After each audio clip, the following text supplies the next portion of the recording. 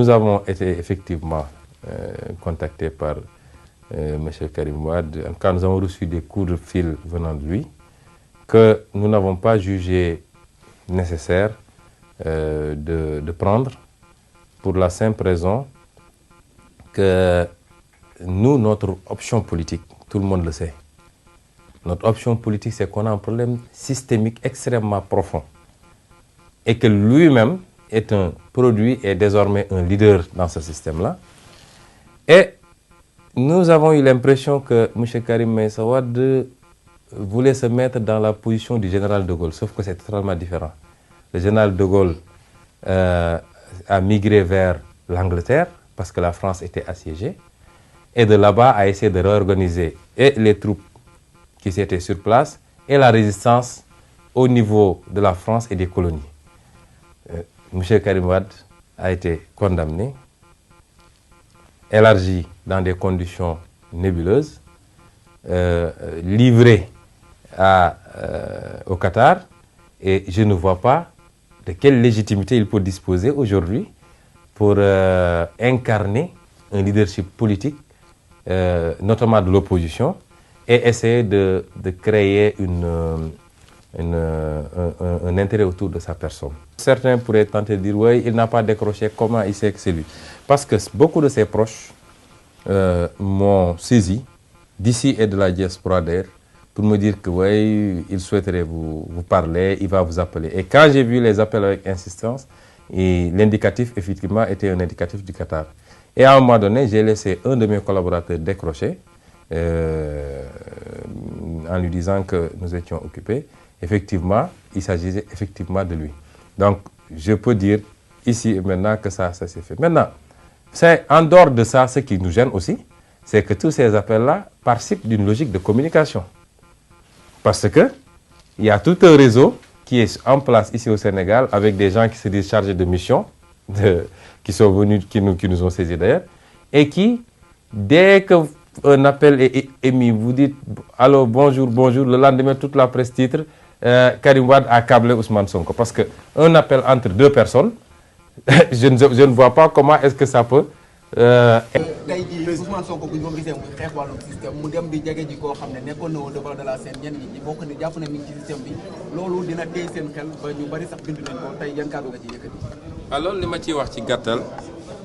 dama nag muy dernier laaj ndax ñu ngi ñuy xaar meeting fi mu ne nii Rufisque ñu waroon ko door depuis 17h mooy sénégalais yi suñu déggee ñuy wax système bu ñu jàpp ni système bi ay nit mi mbirum nit la bu ñu personnaliser débat bi. système bi du affaire nit Massamba wala Mademba nit liggéey na ci état wala ci administration wala ci politique ba jóge fa te musul yàq dara ci Sénégal musul yàqal dara Sénégal bu ñu wax système bi ci gis-gis la ak ci programme ak ci doxalin loolu mooy système bi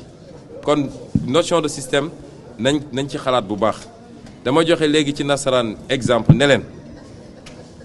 même su doon sax nit bokkoon na ci système bi te def fa lu mu foorul def mun na dem ba gis ni lii ndekete woon du loola mu daal di xoolaat boppam daal di dellu siwaat